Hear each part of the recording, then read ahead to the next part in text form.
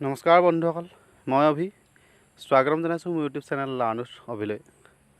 আজি আমি আলোচনা কৰিম অসমৰ ডাইৰেক্ট নিযুক্তি পৰীক্ষা 2022-21 আগষ্টত অহা কেইটামান বিশেষ গুৰুত্বপূৰ্ণ টপিকছৰ ওপৰত। কেনেকুৱা ধৰণৰ প্ৰশ্ন আহিছিলে, কেনেকৈ ধৰণে লিখিব লাগে। প্ৰথমত আছিল জেনেৰেল নলেজ। জেনেৰেল নলেজত আহিছিলে অৰ্থশাস্ত্ৰৰ বিষয়ে মেমৰি বেছড কুৱেশ্যনবিলাক, যেনেকৈ সেইবিলাক মোৰ লগৰ ল'ৰাবিলাকলৈ ফোন কৰি সুধিছোঁ। তেওঁলোকে কৈছে যে অৰ্থশাস্ত্ৰ জেনেৰেল নলেজ এনেকুৱাবিলাকৰ পৰা আহিছে। Running speed of Hima Das কেনেকুৱা ধৰণৰ আহিছে চাওক। হিমা দাসৰ ৰানিং স্পীডৰ বিষয়ে আহিছে, কিন্তু হিমা দাস কি খেলৰ লগত জড়িত সেইটো আহিছে বুলি কোৱা শুনিছোঁ। Assam Arunachal boundary, county capitals, river boundary, Assam medical college is located, আৰু নাৰায়ণ সেতু ইজ লোকেটেড আহিছে। Ben theatre is located, when was colour TV introduced. এনেকুৱাবিলাক প্ৰশ্ন আহিছে। এনেকুৱাবিলাক জেনেৰেল নলেজৰ প্ৰশ্ন আহিছে যে আমি বিশেষকৈ কি চাব লাগিব, কাউণ্ট্ৰিবিলাকৰ কেপিটেলছবিলাক, ৰাজধানীবিলাক, ৰিভাৰ বাউণ্ডেৰী, নদীবিলাকৰ বাউণ্ডেৰীবিলাক, আৰু যিবিলাক আমাৰ দলং সেইবিলাক ব্ৰহ্মপুত্ৰৰ ওপৰত থকা দলংকেইখনৰ বিষয়ে ভালকৈ চালে হ'ব। আৰু দিছে কি যে এৱাৰ্ড ৰতন টাটা কি এৱাৰ্ড দিছিলে, সেইবিলাক এনেকুৱাবিলাক আহিছে। লাষ্ট কিং অফ আহোম সাম্ৰাজ্যৰ বিষয়ে আপোনালোকে ভালকৈ চাই ল'ব। মোগল সাম্ৰাজ্যৰ বিষয়ে ভালকৈ চাই ল'ব।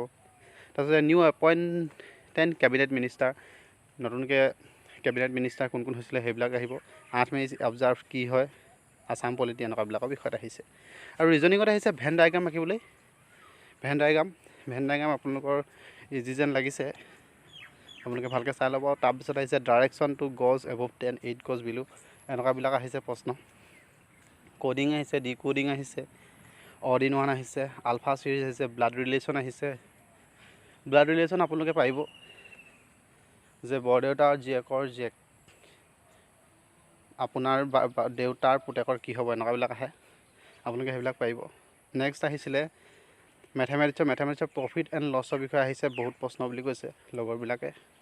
চিম্প্লিফিকেশ্যনৰ বিষয়ে আহিছে, simplification using x and y algebra লগাই পিনে আপোনালোকে চিম্প্লিফিকেশ্যন কৰিবলৈ দিছে। ডিগ্ৰী অফ পলিনমিয়েলৰ ডিগ্ৰী, তাৰপিছত find distance if speed is ইনক্ৰিজড।